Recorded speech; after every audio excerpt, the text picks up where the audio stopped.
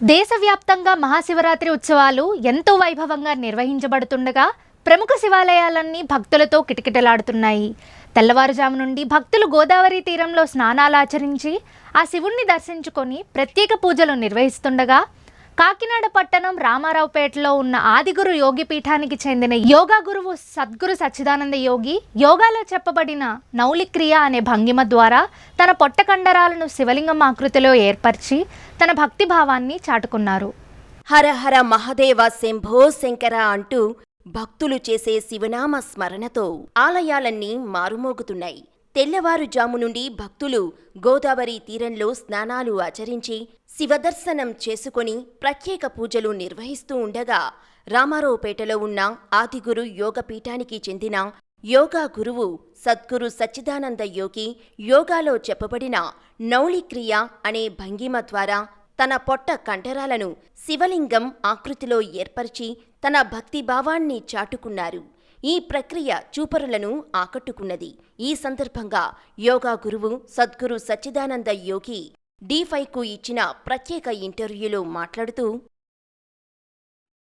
ఓం శ్రీ గురుభ్యో నమః. ప్రేక్షకులందరికీ మహాశివరాత్రి శుభాకాంక్షలు.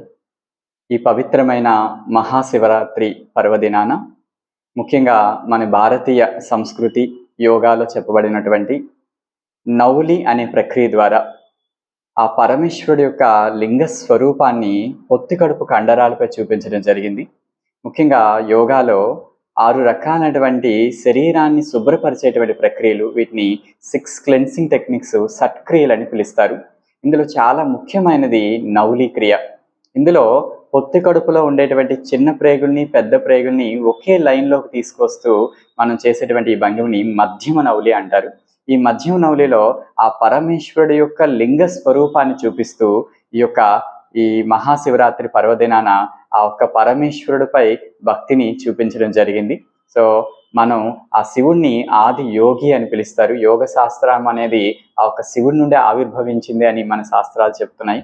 మరి అటువంటి ఆ ఒక్క పరమేశ్వరుడికి ఈ యోగాతో ఆయన యొక్క పర్వదినమైనటువంటి మహాశివరాత్రి పూట ఆయన్ని శరీరంలో చూపించడం అనేటువంటి ప్రక్రియ నాకు చాలా ఆనందాన్ని ఇస్తుంది. ఇది చాలా మందిని ఆకట్టుకుంది.